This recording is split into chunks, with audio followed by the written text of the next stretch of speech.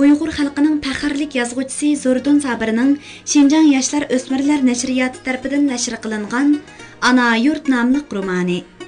Bu roman Biliqut shirkatida ovozga ilinib, Biliqut to'rida anglatildi.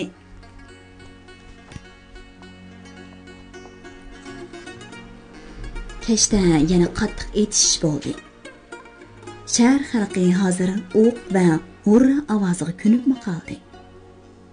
Shahar o'yinchilari yana mashribini o'ynaverdi. Sazandalarning mo'ngluq sazlari bilan naqshillarimi, kulki chaqchaq mast bo'lishlarimi o'q ovozlari daxli qilinmadi. G'uljida hayot yana bir xil davomlashmoqda. Birli o'zgarish, doktorxona, hospitallar ko'paydi.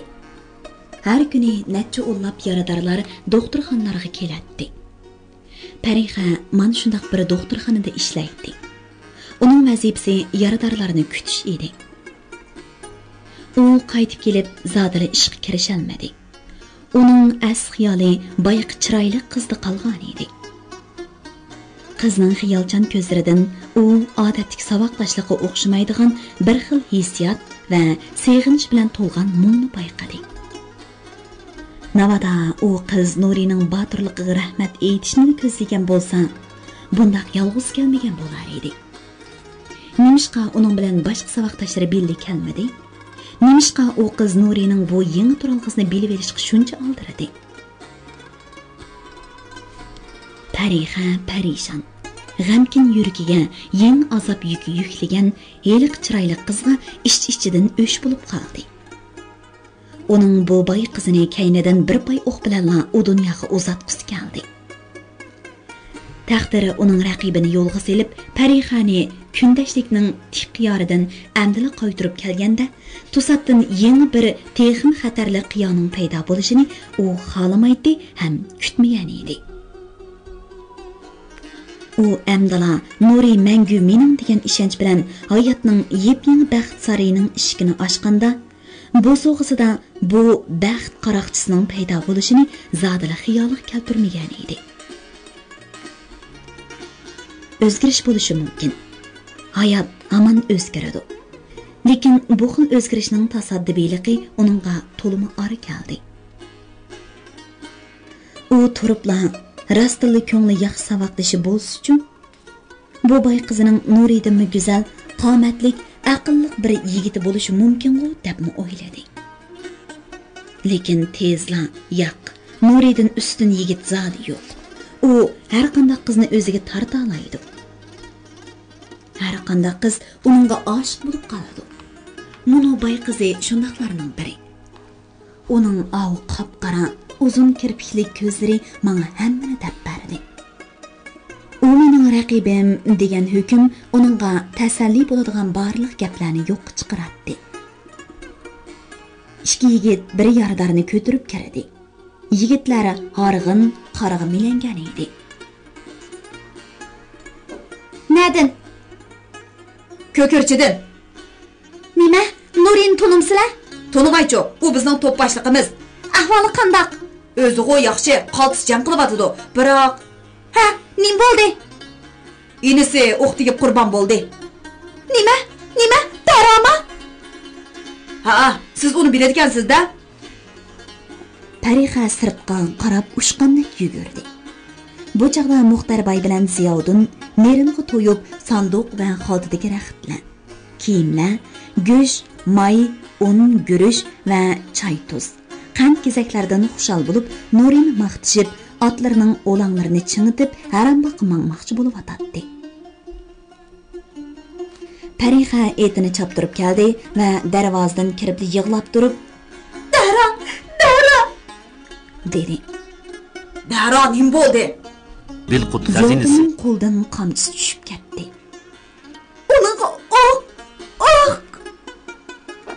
Qiz buqildab yig'lab Ziyoddinga o'zini otdi. Ziyoddin Parixani yerim quchoqlab avval osmonga qaradi. Osmonda o't bo'lib o'qlar uchib yuradi. Ondan keyin enkini qizning beshi qo'yib buqildab yig'ladi. Bayna xushalliq erkalatgan badanida birdan azob, qayg'u vulqoni portladi. badani shundoq qattiq silkindiki, xuddi biri tig' urgandek, o'q tekkandek, to'q tepgandek. Uning yuragi shundoq tilindi. Yuzlagan pichoq urilgandek, minglagan qo'l mo'rlagandek, javur qo'qas chechilgandek. Azap uni müşchaytdi. Canım babam, dünyanın hovluğunu görmeyen oğlum. Putları çok aydın, putsu matadan kutulmagan beçeri balam. Közümnün nuru, yürükümnün bir kanıtı. Arman bilen kettin go beçeri balam. Eyhan, beni apuqim, balonlarını asırı almadım. Uni quchoqlab Muxtar bayim boquldab yig'ladi. Bayram bo'lgan ko'chalardan tavut ko'targan hozdarlar o'tadi. Bu hayotning qonuni edi. Ziyoddin musibat bilan jangga qatnasha olmadi. O'g'lining jasadini jangchilar nosilka bilan akaldi. Mutaali xalpitim o'zi dara bilan tunugun harambaq so'qishida qurbon bo'lgan musofiri Safari oxunning namozini tushirdi. Namoz tushirib dafn qilish G'o'lji shahrida har kuni bo'lib turadi. Kunduzi tavut o'tgan ko'chalardan o'xshashla oqshomlari to'p-to'p odamlar qaqoqlashib kulishib, naqshi aytishib o'tishadi. Hayot shundoq bir izg'a tushib olgan edi. Ko'kirchandagi jangmo shundoq bo'ldi. Dushman nurg'un qaytim janubga, hatto g'arbga surilib ilgirladi. 2 kunning oldida Harambog'dagi dushman muhosirini bo'sib, Jelyus yesiga yaqinlab bordi. Eksoq bey oldin partizanlarni o'rinlashtirg'ashqa, dushmanni aldab o'zidan chiqarib, ba'zilaridan yiroqlashtirish, qattiq zarba berib, jonliq kuchni ojizlatish, sapni uzartish, aloqasini uzib etish, mo'kinib zarba berish, orqasidan parakandichilik selishdek partizanlik taktikalarini to'liq ishga serib, dushmanlarning uchrashishiga imkon bermadi. Dushman birda xush bo'lib, birda yig'lab, oxiri nurg'un qaytim chiqim tartib holidan ketdi. Nurila 19 kun qarimizda yer beg'irlab yetib, qattiq suxar yeb jang qildi. U hatto inisining vafotini yodidan chiqardi. Uning as xiyoli qarish tarafdagi jon pido qilib, zamin va davlat g'ururi uchun kurash qilayotgan dushman odamlarini o'ltirishdi bo'ldi. U sotkisiga 3-4 soat uxlashga odatlandi. Qarning tegida uxlash, mengib ketib etib uxlash, ot ustida uxlashlarga odatlandi.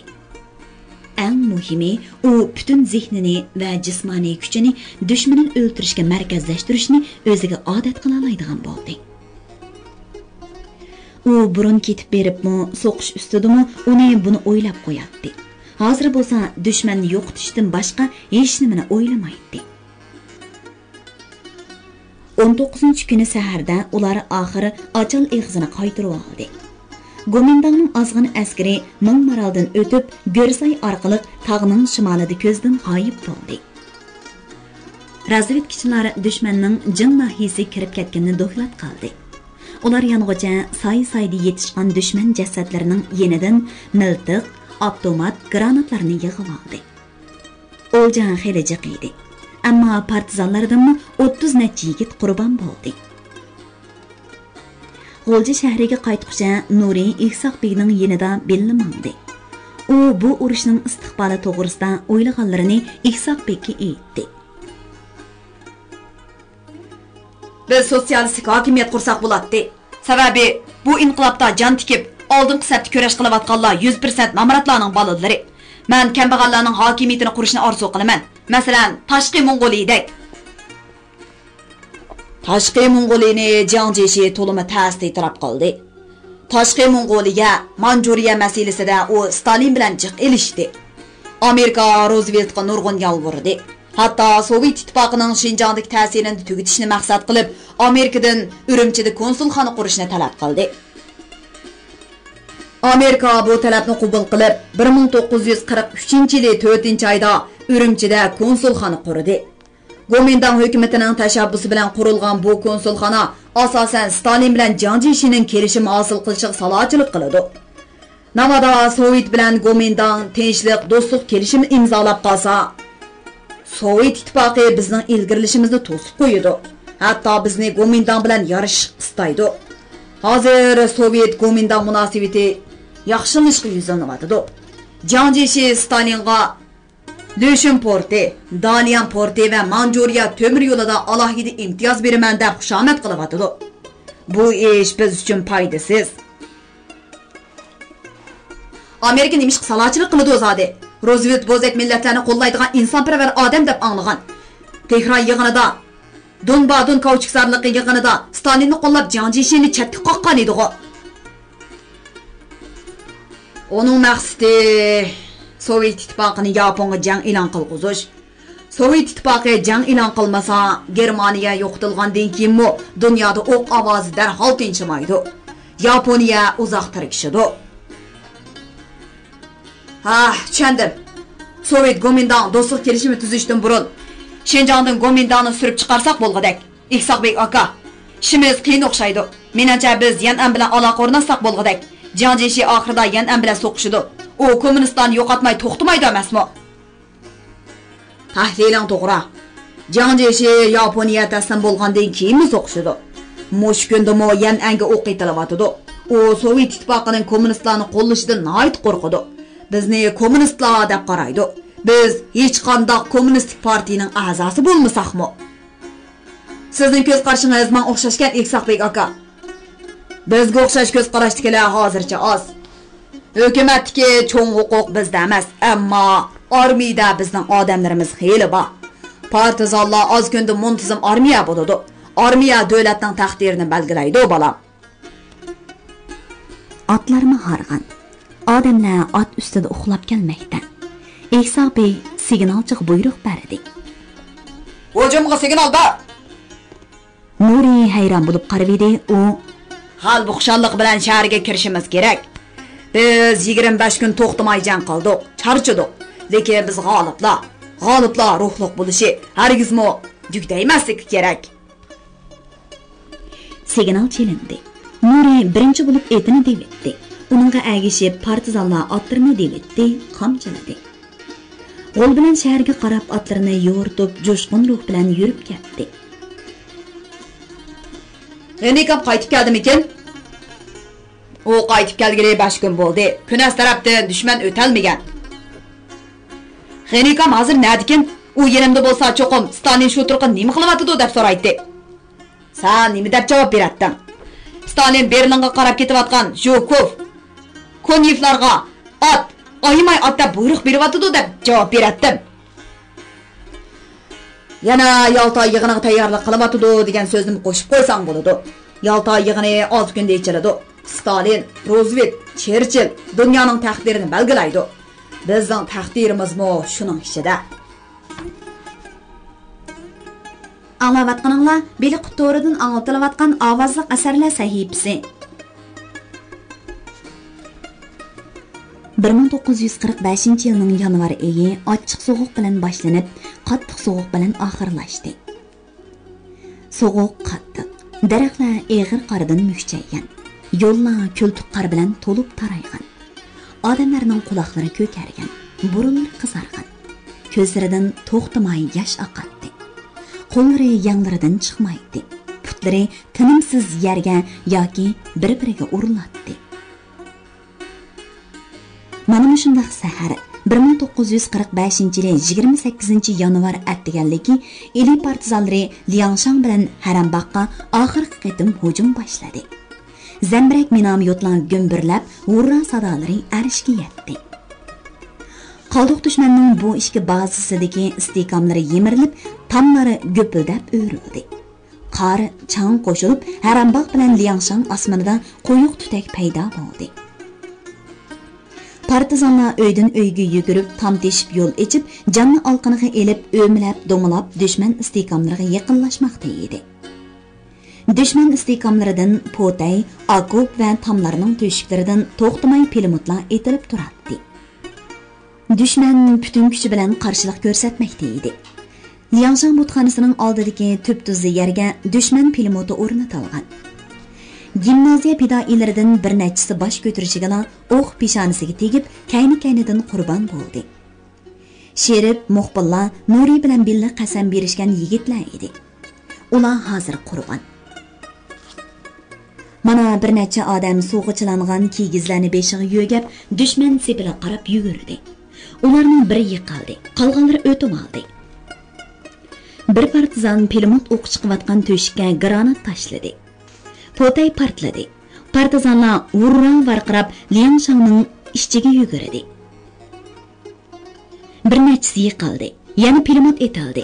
Bir partizan partlatqich dorini ko'targan peti to'shikka udul yugurdi. U yiqildi. Orqadan yana biri o'rmalab berib, partlatqichni erib mengmedi, uningga o'q tegdi. Bir qiz o'q tekkanlarni dumbisiga tengib, yer beg'irlab mengib, daldiga bordi. O'q qizning atrofida, besh ustida chiv pish qilib ajal belgisi bermoqda. Lekin qiz hammadan parvosiz. U qutqizishni o'ylasi kerak. O'q uning jiniga zamin bo'lishni o'ylabmi qo'ymadi. Mana oxiri u yardarlarni quchoqlagan peti qiysaydi. Bir yigit o'qqimi qarmay varqirab qizga o'zini otdi. Parixa! Bu Nuri edi. U qizni kuchli qo'llari bilan ko'targan peti daldiga ilib mangdi. Qiz yaralangan. O'q uning so'l mursiga tekkan edi. Urush rahimsiz. O'qning ko'zi yo'q.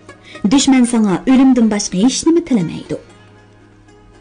Nuri qizni shafqat hamshirasiga topshirib berib, hamrohlari bilan Liangshanga qarab yugurdi.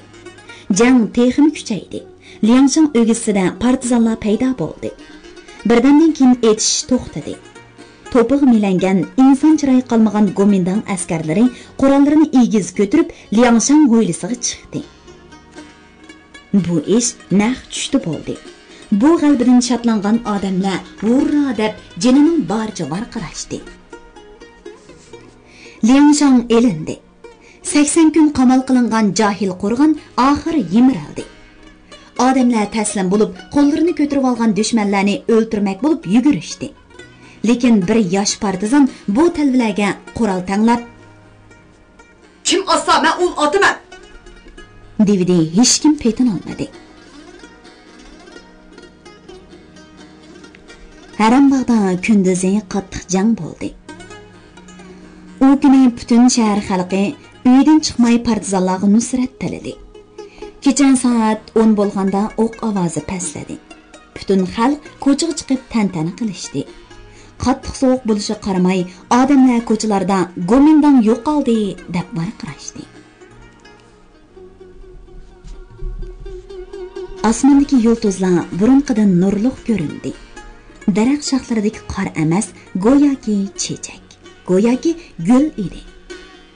Turmalar qo'rqinchli saqchi idoralari ko'chalarda mangsi g'odiyib, shahar fuqarolarini axlat biladigan yovuz askarlar amdi yo'q. Qaysir idora kirsa, g'ijildishib yuradigan takabburlikdan boshqani bilmaydigan kibri cho'ng amaldorlar hech narsa yo'q.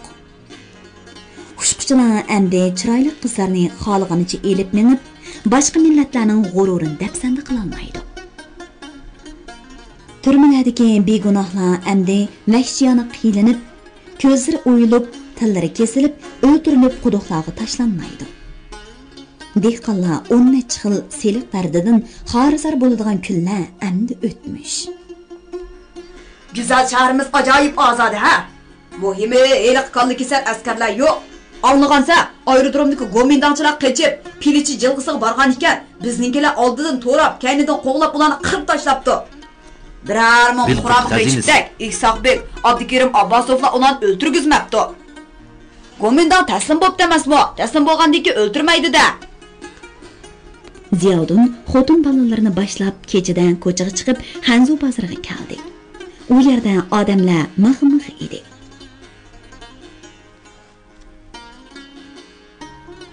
Endi bu bozorni nima bozor deymiz? Uyg'ur bozori deymiz-da. Ziyoddin mushundaq kun uchun qurbon bo'lgan daroni aksi hikoya qilib beradigan mana mushundaq kunlarni armon qilgan. lekin ko'ralmagan kichik o'g'lini Qashqarda necha yil sarkardan bo'lib, begunoh qirilgan ota-onasi, qarindoshlari va bolalari uchun qisos elishni bir minutmi unutmagan 7-safar oxunni va yana Ziyoddin bilan billa paranglashgan, holni aytishgan, lekin armoniga yetolmagan nechilagan partizanlarni birma-bir esladi. Uning ko'zlaridan issiq yoshlari taranlab tushib, yirik burtida marvoyatga aylandi. Oddiy fuqarolar xushal bo'lgan chaqlarda hamon armonga yetolmagan yaqinlarini yodlashga odatlangan. Lekin kattalar undaq emas. Ular armonga yetgan chig'ida cho'ng armon ustida o'ynaydi. Kumush taxtga o'tirganlar oltin taxtni, 1000 askarga bosh bo'lganlar 100 ming askarga bosh bo'lishni o'ylaydi. Ularning armonlari cheksiz bo'ladi. Hukumat raisi Elixon To'ram, muavin raisi Hekimbax Xo'ja va hukumatning 9 nafar a'zosi oldingi safda kurash qilib, g'alaba bilan qaytib kelgan partizan boshliqlari bilan ko'rishdi. Gomindan armiya qo'mondonlik shtabi hozir Islom Jumhuriyatining hukumat ishxonasi. Bu yerda qurolliq partizanlar bilan billa shibalardan tashkillangan Do'xovoy orkestri paydo bo'ldi. Ular To'ram turganda, talog'i chiqqanda butun shaharga anglatib muzika chaladi. Mana muzika chelindi. To'limi tantanli ko'rinish. Beshig'i kamchat tomoq, uchisiga qama yaqiliq, Angliyaning so'knisdan tashlangan jovi kiygan. Kak soqol, o'r ko'z, o'riq odam Elixon To'ram, uning yanida so'zlar yaqiliq, atrang so'kni tashlangan jova, beshiga Mariya teridan tikilgan, to'p kiygan, egiz, qanşarliq, yerim oy shakllik soqili o'ziga yarashgan odam Hekimbax Xo'jam. Ularning kaynida mutaoli xalpitim, Anvar Musaboyev, Rahimjon Sabir Hoji, Abdukerim Abbasovlar qanaltir o'gizlik bir qavat uyning ishki yenidagi salasolliq eshikdan chiqib, eshik oldiga to'plangan partizan boshliqlari bilan ko'rishdi. Necha yilni tog'dalada, oq qor ko'k muzda, qahraton va tumuzda dum yetib, dum qo'pib, yerni tushak, osmonni yepinch qilib o'tkazishgan. Fatih, G'ani, Ivan, Moldajan, Navalla bir chatda mag'rur, ozoda turishadi. Yana bir chatda G'o'jini ozod qilish jangida kuch chiqargan Ihsoqbek, Zonun Tiyib, Nasrov, Yusupov, Palinov, Majarov, Shonoyev, Martovlar. Yana bir chatda Manasbayev, Abishov, Qiyumbek, Qarpiyevlar turadi. Ularning kaynida G'o'jini ozod qilish jangida oldingi safda necha kunlab qor muzda yetib qo'pib, nurg'ulg'an suyimli safdoshlarining qurboni bo'lganini o'z ko'zi bilan ko'rgan. O'zlari bir qitim yoki bir necha qitim yordar bo'lishgan partizanlar qatori tizilib turishadi. To'ram oldiga chiqdi. U sharat qilib edi, bir qori to'limi chiroyli, ta'sirli qilib Qur'on o'qidi. Qur'on o'qilganda hamma odam yerga qarab, qo'llarini qovushtirib turishdi. Qur'on o'qilib bo'lgandan keyin mutaoli xalpitim amin deb duoga qo'lini ko'tardi. Hamma odam duo qildi. Duodan keyin To'ram so'zladi. Qarindoshlar, Allohning shirlari, sizlardan Alloh taolo taborak rozi, xalq rozi. Zolim Gomindan hukumatini og'dirib, Islom Jumhuriyati, Sharq Turkiston hukumatini qurdik. Butun ili zaminida hozir Gomindan yo'q, Xitoy yo'q. Bu zamin Xitoyning zulmidan qutuldi. Anvar Musaboyev chavoq cherivdi, ko'pchilik agishib chavoq chaldi. To'ram ovozini ko'tarib, so'zini davomlashtirdi. Lekin butun Sharq Turkiston, Qo'tan, Qashqar, Oqsu, Turpan, Qumul, Urumchi, Oltoy, Cho'chak bizni kutib turmoqda. Bizning u yerlarni ozod qilish mas'uliyatimiz bor. Bu mas'uliyat Allohning amri. Biz nurg'un qurbon berdik. Shehidlarimiz hozir jannatda. Biz yana nurg'un qurbon beramiz. Bu qurbonlarimiz badaliga xalqimiz, avlodlarimiz yot, yovuz millatning zulmini ko'rmaydi. Biz o'z zaminimizga o'zimiz mangu xo'ja bo'lamiz. Chavoqlar yana gulduriladi. mizgan chelindi. Odamlar shuari tovlashdi. Töram oxirida Partizanları, hamdi biz partizanlık qilmaymiz. Biz Sharq Turkiston Islom Cumhuriyetining davlat armiyasi bo'lamiz. Biz harbiy komitet quramiz. Bütün xalq 20 yoshdan 45 yoshgacha bo'lgan fuqarolarning hammasi askar bo'ladi. Frontga teg'im mushkul ish qotlandi. Yoshsun xalq, yoshsun xudoning shirdiri.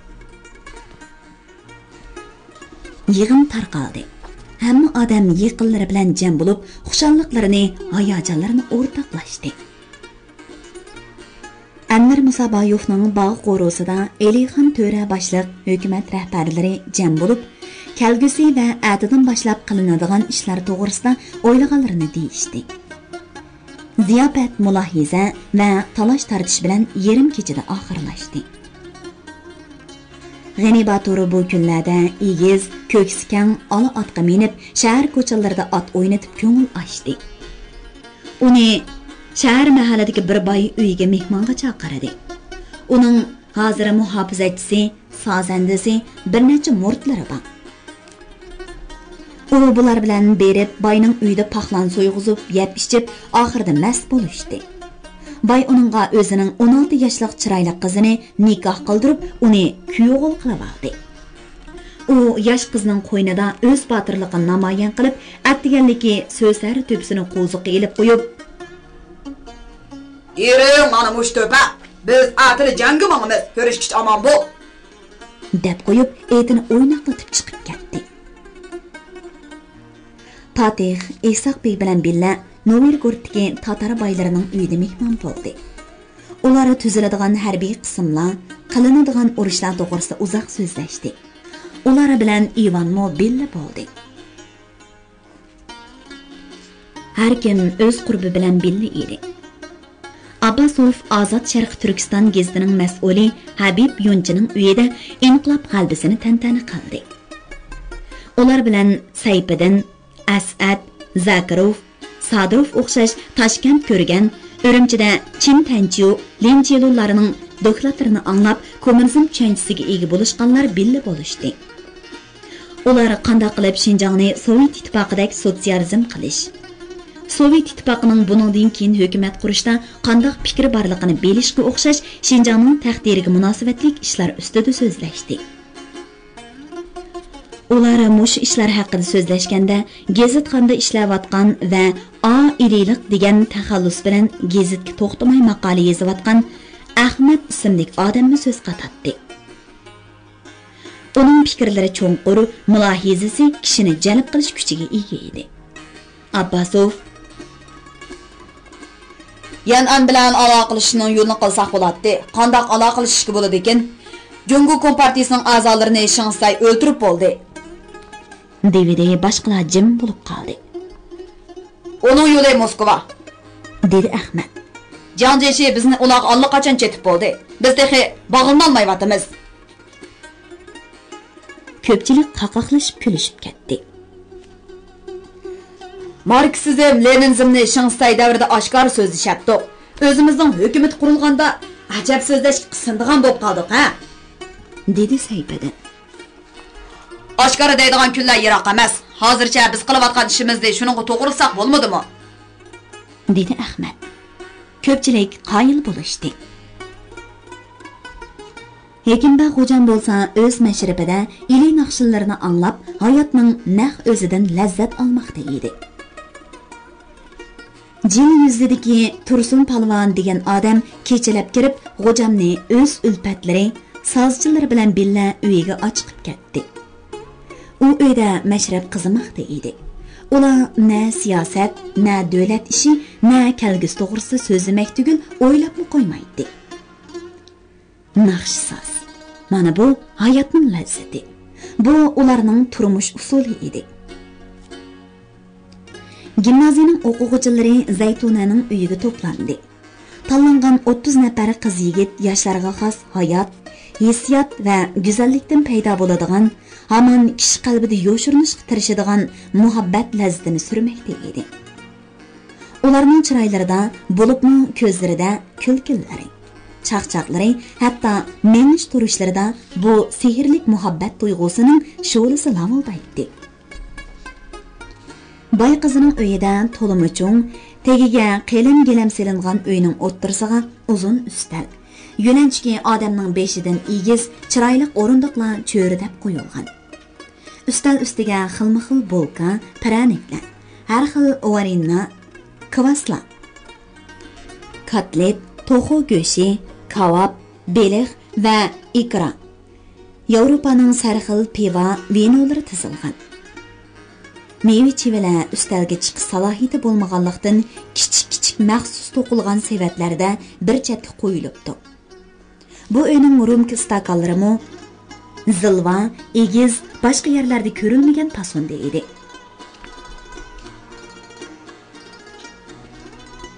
Sahibxon qiz Zaytunam rumkasini egiz ko'tardi va o'rnidan turib jaranglik titrab turgan ovozi bilan "Inqilob qalbisini tabriklab, bir rumkadan ko'taraylik" dedi. Sho'x yigitlar "Urra" deyishib, rumkalarini urishdi, ko'tarib etishdi.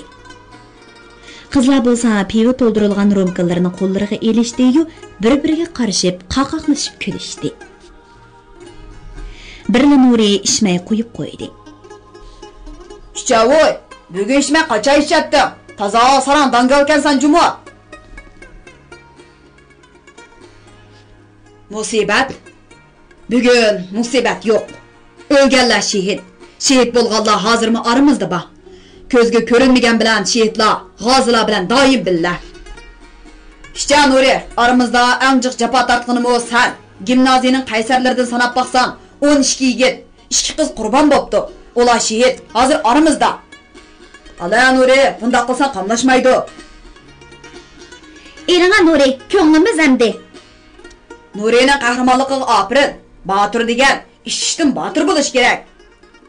Menimcha Zaytunam o'zi tutsa Nuri cho'qim ishadi.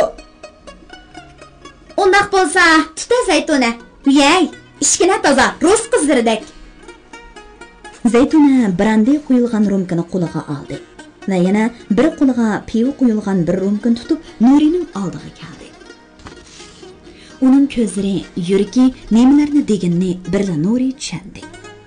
Issiq uyda Sovet askarlarining gimnastorikasini kiyib, chechini tushirib etib, quloqchi kiyib o'tirgan Nuri quloqchisini elib etib, qizga qarab o'rindan turdi.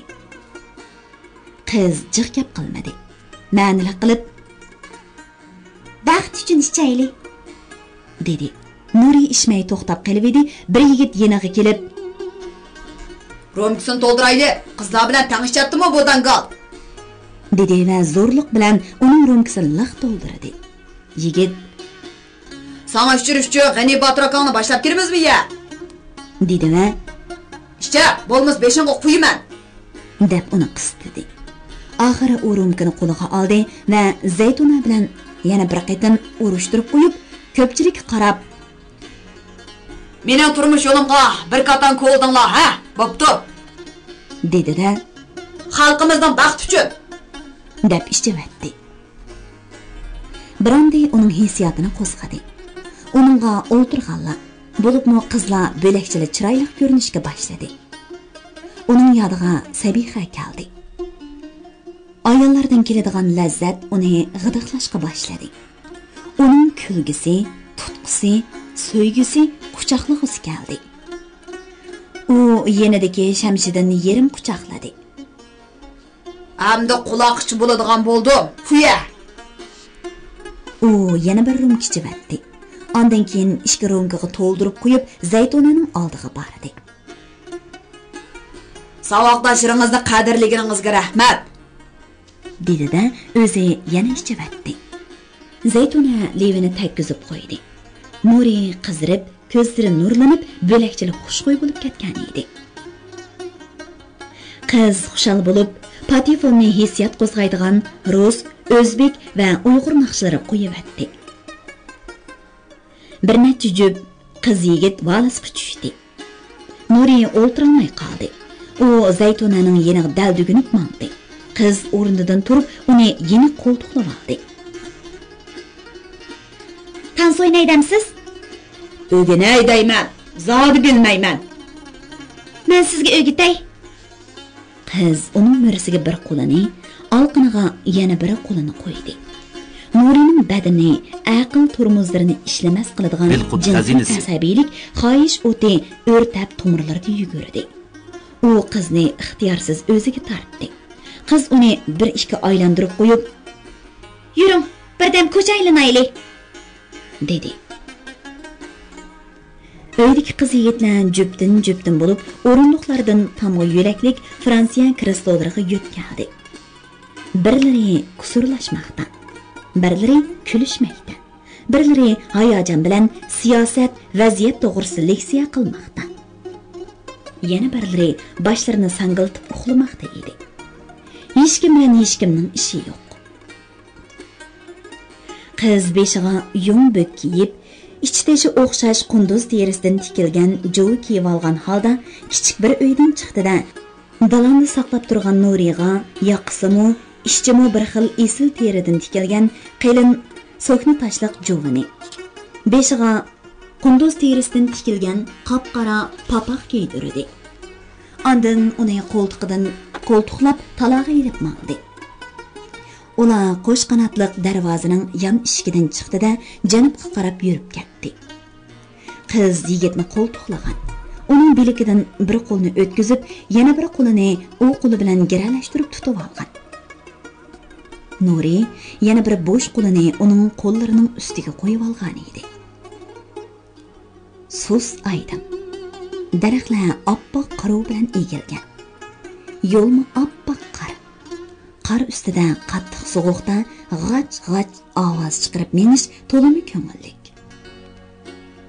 Nuri hayotning bu xil lazzatini sodala ko'rmagan. Hozir hech nada na o'q ovozi, na urra ovozi yo'q. Shahar saqchilikni qiladigan partizanlar navbat bilan otlanib shahar ko'chalarini aylanatdi. Sirtdan kelib qelish ehtimoli bo'lgan dushmanlarni kutib oladigan qurolliq partizanlar hozirmi Bayonday, Yamato va Panjimquli yo'llarida kuzatchilik qiladi. Nuri birdada shularni eslab, "Men bu yerda tomosha qilyapman. Bo'rivoy tursunlar hozirmi oldingi safda. So'g'uq yeb post tutyapti", dedi. Qiz uni asta silkib naz bilan, "Bugun boshqa xiyollarda bo'lmang, faqat birlik kun", dedi. "Ma'qul, Malika", dedi Nuri kulib. "Siz bilan billa ko'ch saylis qilish tushimgim kirmaydi. Siz daraxt beshidagi kakkok, men patqoq ichidagi poq edim. Inqilob qaltisi nima ekan? Dushmanni yo'qotibla qolmay, odamlar o'ttirsidagi qilin sepillarni yo'qotdi. Inqilob bo'lmagan bo'lsa, siz bizdeklarga qiyob qilib qo'ymas edingiz, ha?" "Siz nima desangiz haq. Yangi hukumatdan sizga yaxshi o'rin tegadi. Mening o'rnim yaxshi bo'ladi deb, sizga meni maqsadlik yaqinchilik qilyapti deb o'ylabsiz-a?" "Rost gapni qilsam shundoq." "Yo'q, xato o'ylabsiz. Men sizning nurg'un taraflarda zamondoshlaringizdan ustun ekanligingizni maktabdagi chog'da sezgan. Keyin do'stlarimdan yana nurg'un gaplarni angladim." "Masalan, qaysi taraflarimni?" "Aqlliqligingiz, axloqliq, tirishchan, yana hissiyotga boy, kuyimchan, yana yanadan keyingisini anglay. Yana muhabbatga asarlarda qahramon bo'lolgidek sodiq. Yana-chu? Yana salmoq, odamni zeriktirgidek salmoq, a?" Qiz yigitning qo'lini ching siqdi. Nuri qizni hozirlik quchoqlasa, so'ysi bo'ladi. Lekin u unda qila olmaydi.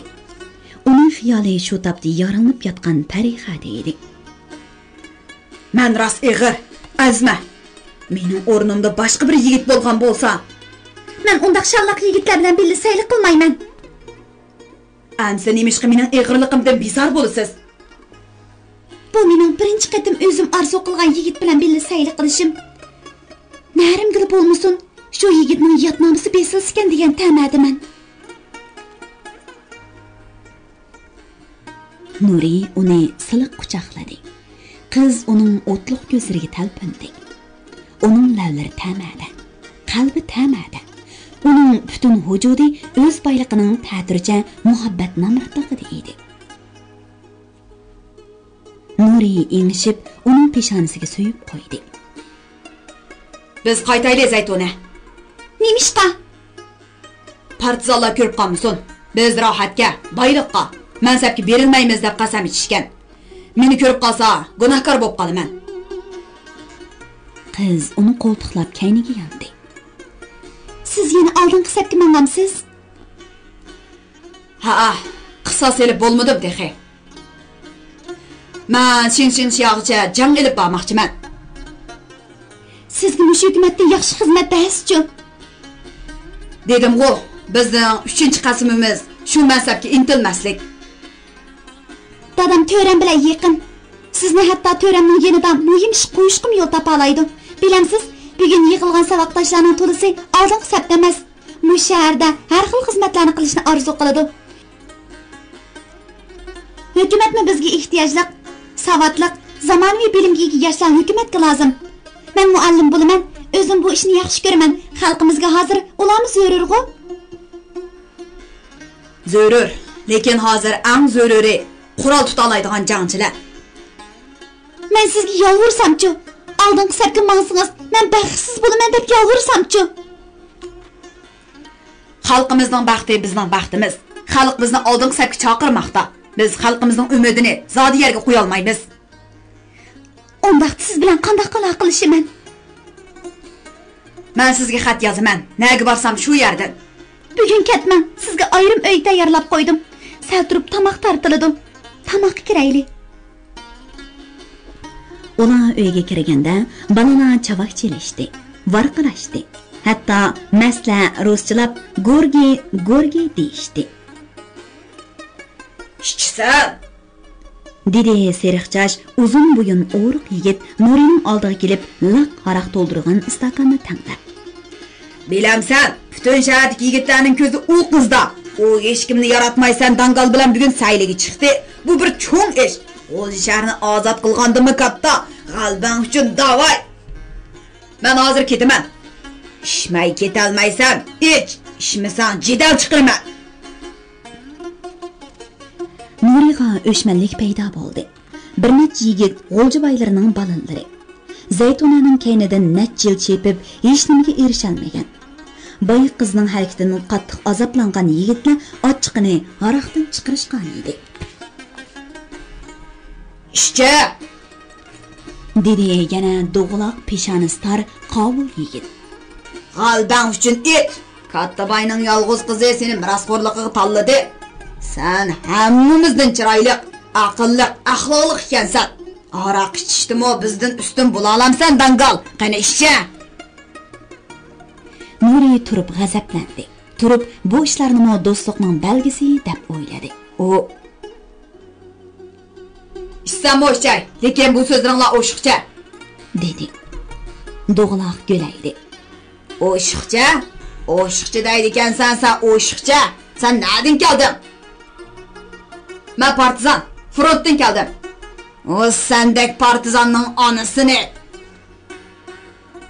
U qo'lini ko'targicha Nuri uning tasdiqiga birni qo'ymadi, u divanga o'ngda tushdi. O'ltirgan ikkisi chashrab turib Nuriga aytoldi. Nuri kelganni birdan mush bilan do'ngiltayverdi. Uyning ichida vangchun ko'tarildi. Qizlar yiqilgan yigitlarni yo'lishib Nurini "Sahrolik dangal, madaniyatsiz" deb tilg'ili turdi. Nuri quloqchisi bilan paxtaliq chapinni oldida "Xayr xo'sh, bay bolalari. Rasman o'shiqcha.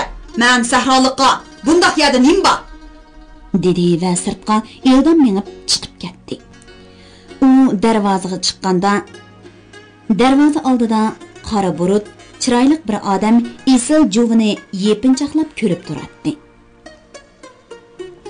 "Ulardan ranjima Nur Muhammad. O biri bizning Yunus hojining navrisi.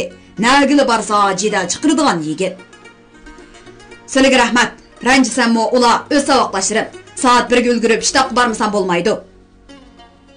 dedi Nuri bu odamning Zaytunaning dadasi ekanligini bilib. "Rahmat!" bir yigit keldi. "Kaloskini ochiq." dedi bayi xizmatchisiga. Yo'q, avar bo'lmasalar. Aziz mehmonlarimizni kechida qo'ndirib qolatdik. Lekin siz ishning gapini qilyapsiz. Men ishni hammadan a'lo biladigan odamlarni yaxshi ko'raman. Balam, bir millatning o'zini ishga otgan odamlari qancha ko'p bo'lsa, shuncha yaxshi. Siz to'g'riliq nurg'un yaxshi gaplarni angladim. Kelgusingiz xayrli bo'lsin, ilohim. Kaloski keldi.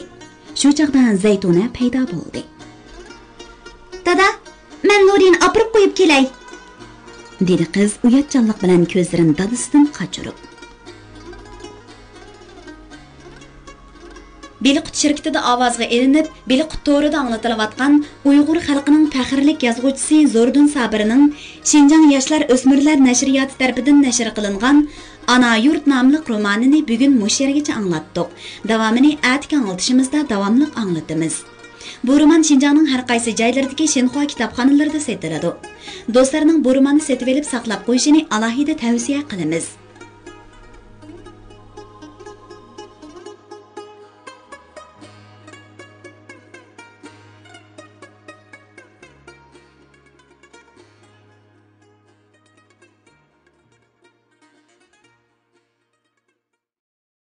Belqut xazinesi Uyg'ur xalqining urf-odat, mashhur shaxs, tibobat, maqol tamsil, cho'chak, rivoyat qatorliq Uyg'ur madaniyat xazinasidagi bebaho go'rlar. Karton ilpa, qonun nizom, ishorat tili, tan tarbiya, fizika, ximiya qatorliq 600 dan ortiq kasbiy sohadagi Uyg'urcha, xanzucha, inglizcha 3 xil til, 6 milliondan ortiq so'z, ovoz ham surat bir gavdalashtirilgan kompyuter yumshoq detali. Bilmaganni Belqutdan bil. Belqut xazinesi